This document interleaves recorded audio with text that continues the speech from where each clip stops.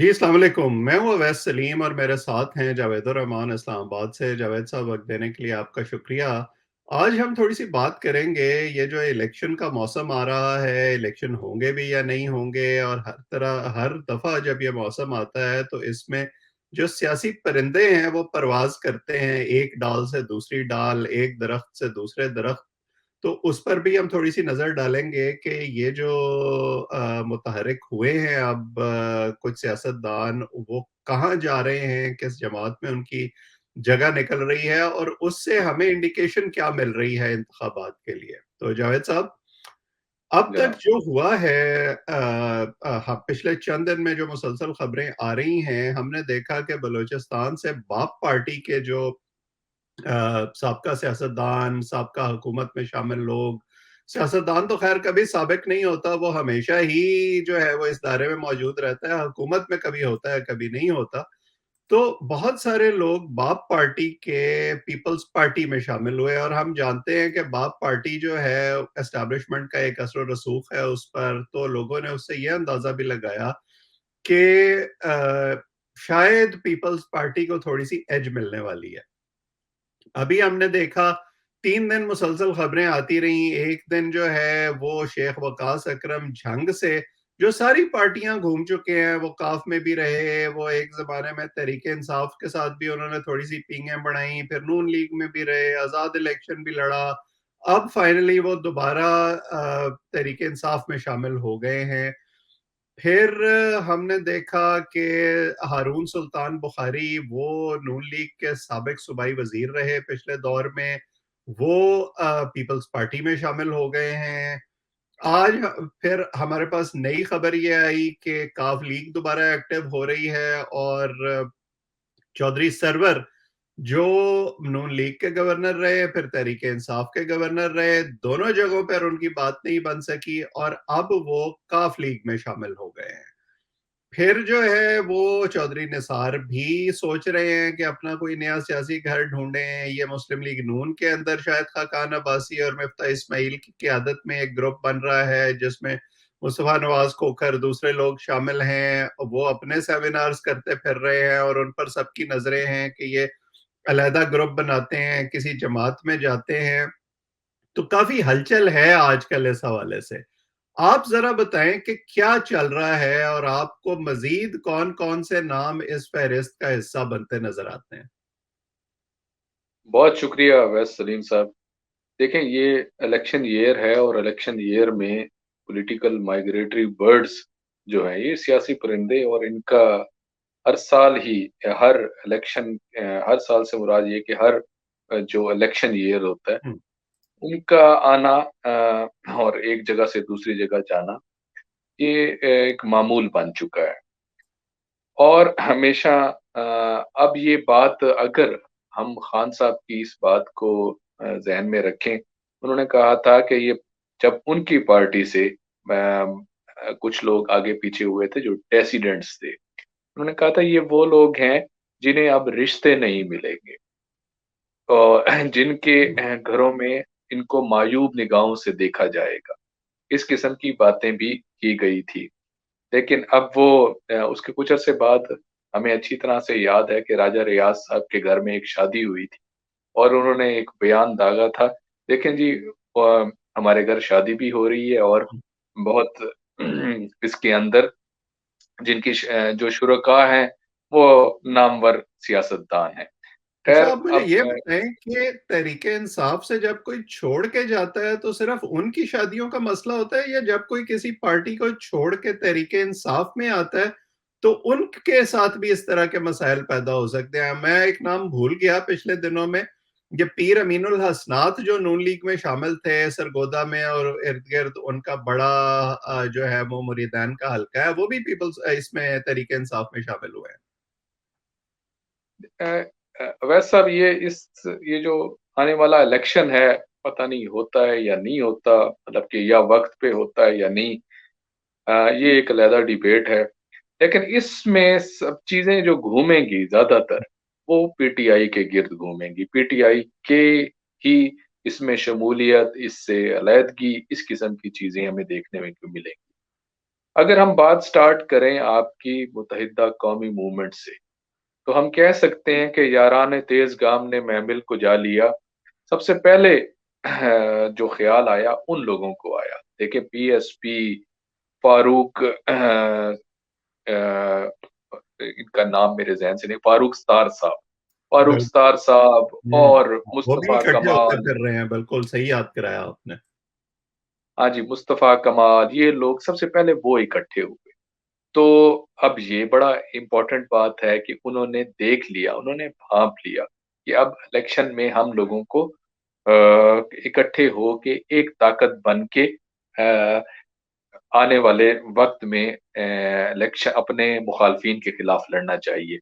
अभी हम इस बात पे नहीं जाते कि क्या कोई इसके पीछे कुछ ताकतें होती हैं, कुछ ऐसे अवामिल होते हैं, जो कुछ पार्टीज़ को यकदम खड़ा कर देते हैं। आपने थोड़ी देर पहले किंग्स पार्टी का एक ज़िक्र किया।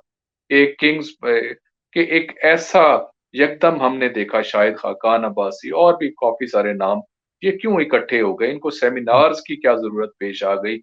ये शऊर उजागर करने के लिए क्यों इकट्ठे हो गए कि क्या है कि जी किसको वोट देना चाहिए, क्या किसको वोट नहीं देना चाहिए, बड़ी अच्छी-अच्छी बातें क्यों करने लग गए? हम्म। खैर ये एक अलग डिबेट है, आगे अभी हम आपको पता सियासी है बुरिंदों मुशर्रफ से के नहीं। दौर से ये किंग्स पार्टी का रोल काफ लीग करती चली आ रही है। पिछले इलेक्शन में एक जीप ग्रुप भी बड़ा मशहूर हुआ था, जो जिन्होंने जीप के इंतखाबी निशान पे इलेक्शन लड़ा, और उसमें इस तरह के लोग शामिल थे जो मौके को देख रहे थे कि हमने किधर जाना है। इस दफा अब दो स्कूल्स ऑफ थॉट हैं। एक तो ये कि किंग्स पार्टी कोई नई बनाई जाए, और आपको पता है कि अभी जहांगीर तरीन भी खामोश है, अलीम खान भी खामोश हैं, बहुत सारे लोग ऐसे हैं जिनको इकट्ठा करके इस तरह की एक पार्टी बनाई जा सकती है किसी नए नाम से। दूसरा, ये जो गए हैं अब चौधरी सरवर काफ लीग में, तो मैं तो ये भी सोच रहा था कि काफ लीग को भी रीब्रांड किया जा सकता है। उनके अंदर उनका पास जाहिर है एक प्लेटफॉर्म मौजूद है, तो लोगों को इधर भी धकेला जा सकता है। मुझे तो चौधरी सरवर का उधर जाना कुछ इस किस्म की इंडिकेशन लगती है। जी, हो सकता है कि आने वाले दिनों में आपके परवेज़ इलाही साहब ये सोचें कि यार मैं यहाँ आके सदर तो बन गया, लेकिन पीएमएलक्यू का मुस्तकबिल कहीं ब्राइट तो नहीं हो रहा। अभी तो ये बातें की जा रही हैं ना कि वहाँ पीएमएलक्यू में इनकी चौधरी सरवर के आने के बाद तादाद तकरीबन 5 या 6 हो गई है। हो सकता है कि कुछ और भी आने वाले दिनों में इस पार्टी की अहमियत, क्योंकि आप ये ज़हन में रखिए कि चौधरी शुजात साहब की सियासी बसीरत अभी भी पाकिस्तान के बड़े जितने भी सियासतदान हैं, उनमें किसी से कम नहीं गिनी जा सकती। अ, अवैध साहब ये जो सियासी और परिंदे हैं इन्होंने। और उन्होंने अपना सियासी किबला कभी नहीं बदला। वो जिस दर पे उन्होंने लॉ लगाई है हमेशा से, वो आज भी वहीं बैठे हैं। और फैज़ भी पाया है, इसमें भी कोई शक हम्म। नहीं। उन्होंने मुख्तलिफ मौक़ों पे बहुत सारे। देखें अवैध साहब, अब बहुत सारे क्वेश्चंस हैं। मैंने शुरू में बात की कि पीटीआई के गिर्द ये चीज़ें घूमेंगी। अगर हम पॉलिटिकल पार्टीज़ को सामने रख के देखें, देखें क्या होगा पीपल्स पार्टी। पीपल्स पार्टी इस टाइम जिस उससे गुज़र रही है, वो क्या कहते हैं कि ना वो हुकूमत का हिस्सा उस तरह से नज़र आती है, क्योंकि सारा दोष जो है आपकी पीएमएलएन रूलिंग पार्टी के ऊपर, कि भई महँगाई की बात हो, वो कहते हैं जी इसहाक डार का ज़िक्र करते हैं, आईएमएफ की बात हो इनका ज़िक्र होता है। कुछ और बात इससे रिलेटेड हो कि डॉलर नीचे आ गया, ये नीचे आ गया, महँगाई कंट्रोल नहीं हो रही, शहबाज शरीफ का ज़िक्र होता है। इवन कि इनकी अपनी पार्टी के अंदर भी अगर मरियम नवाज़ साहबा बात करती हैं, तो वो नवाज़ शरीफ साहब के दौर की बात करती हैं। तो इनका बड़ा गंभीर किस्म का मसला होता है कि इनको टिकट देने के और टिकट किन लोगों को सिलेक्ट करना है, और जो पॉलिटिकली जो आप ये कह सकते हैं कि जिन इलेक्टेबल्स हैं, क्या वो इनके साथ इस टाइम खड़े होंगे या नहीं खड़े होंगे? क्योंकि इस टाइम पॉपुलर नहीं रही पार्टी। उनके ऊपर बहुत ज़्यादा महँगाई का जो तूफ़ान आया है, उसने इसको इलेक्शंस में इनके लिए बड़ा मसाइल खड़े इकट्ठे करने हैं। ज़रदारी साहब की बात करें, पीपल्स पार्टी की बात करें, देखिए पीपल्स पार्टी सिंध ज़रदारी साहब की काविशों से उन्होंने सिंध बेस्ड पार्टी तो कर दी है। वैसे तो उनका बड़ा नाम है जी, पॉलिटिकली गिमिक उनके ऊपर खत्म है, ये सारी बातें की जाती हैं। लेकिन पार्टी ने एक्सपैंड कितना किया है या नहीं वो तो बल्कि पार्टी हमने देखा कि सिकुड़ती हुई नजर आई है। पिछले दिनों अवैध साहब, जरदारी साहब जनूबी लेकिन पंजाब वो में मुझे उन्होंने लगता है डेरे कि खुश भी हैं इसमें। उन्हें लगता है कि हम सिंध तो रिटेन कर ही जाएंगे। हालिया जो बलदियाती इंतखाबात हैं उनके नताइज ने भी इस ख्याल को तकवीत दी है। तो वो मेरा ख्याल है कि अगर मरकज में या किसी और सूबे में उनको कुछ मिलता है तो वो उसको बोनस समझेंगे। जी, बिल्कुल। क्योंकि जनूबी पंजाब में उनका या पंजाब में या अपर पंजाब में देखें, तो कुछ राजा परवेज़ अशरफ साहब यहाँ से सीट निकालते हैं, कुछ सीटें कायरा साहब अच्छे सियासतदान हैं, सीट निकालना उनके लिए कुछ अरसे से बहुत मुश्किल हुआ हुआ है। इसी चीज़ को देखते हुए ज़रदारी साहब ने पिछले दिनों बहुत डेरे लगाए हैं आपके जनूबी पंजाब में, बहुत सारे लोगों से मिले हैं और उनके साथ लोगों को टिकट से के रिलेटेड बातें हुई हैं। पीटीआई की अगर हम बात करें, पीटीआई के लोग अभी असल में मसला ये चल रहा है कि ये जो चेहरे नुमायाँ सही तरह नहीं हो रहे, वो ये है कि सूबाई इलेक्शंस की बातें हो रही। जब आपका जनरल इलेक्शन आना है तो और उसमें ज़्यादा लोग सामने इकट्ठे हो जाने हैं। अभी तो हम जानते हैं ना कि राजा रियाज़ साहब की हम बात कर लें, नूर आलम की बात कर लें, बासित बुखारी की बात कर लें, फिरदौस आशिक की बात कर लें या वो सिंध हाउस में जो चेहरे हमने देखे थे, उनकी बात कर लें कि उनका क्या मुस्तकबिल होना है, उन्होंने पार्टी छोड़नी या नहीं छोड़नी। उसके बाद उसके बाद ये होना है कि डिसिडेंट्स जो बैठे हैं आपके नेशनल असेंबली के अंदर, उन्होंने बिल्कुल। कहाँ जाना है? वैसे उनका ये लग रहा है कि उनको जो यकीन दहानी कराई वो गई है, वो सारे वो मिलके अपनी एक अलग पार्टी ना बना लें। हाँ, हाँ, ये भी एक अजीब इत्तेफाक होगा और उनके फिर सदर क्या आपके राजा रियाज़ साहब होंगे। होना ये है कि राजा रियाज़ साहब और ये ज़्यादातर इनमें से जो तकरीबन 33 के करीब हैं, उन्होंने पाकिस्तान मुस्लिम लीग नून में जाना है और उनको यकीन दहानी टिकट की कराई गई है।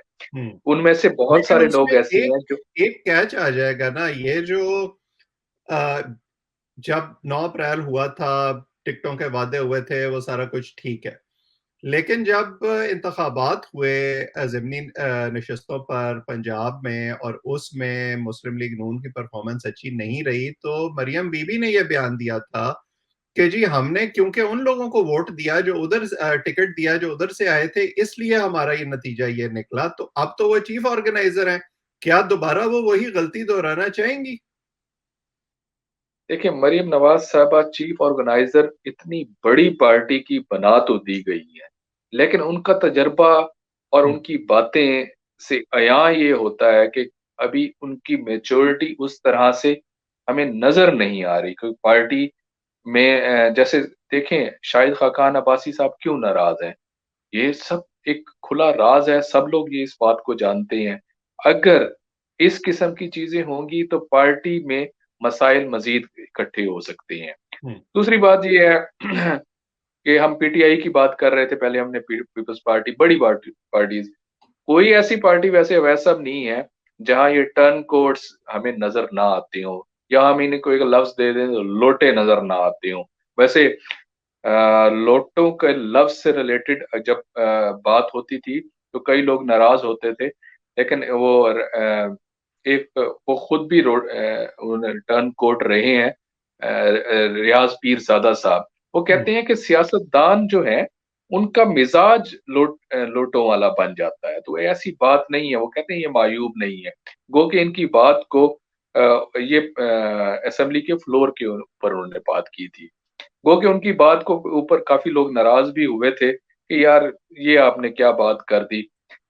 तो खुसरो मुख्तार देखें, साहब किधर जाएँगे? देखिए, बुनियादी बात यह है जावेद साहब, जो मेरी पार्टी में शामिल हो रहा है ना, उसका ज़मीर जाग रहा है, और जो आपकी पार्टी में शामिल हो रहा है वो लोटा है। आपने ज़मीर की बात की तो सच्ची ज़मीर और पॉलिटिशियंस या सियासतदान, अगर हम इसको साथ-साथ लेके चलें तो बहुत मुश्किल हो जाती है। ये हुँ, उस तरह से नहीं हो सकता। ये सियासतदानों के मुतालिक ये बात की जाती है कि ज़रा थिक स्किन होती है। ये हुँ, चीज़ों को उस तरह से डाइजेस्ट आसानी से कर लेते हैं। ये कि उनके ऊपर तनकीद भी हो रही हो, जो बात भी की जा रही हो, वो उसको इतना बुरा नहीं समझते कि अगर हुँ, कल मैंने ये कहा था तो आज ये कह दिया तो कोई बुरी बात नहीं है।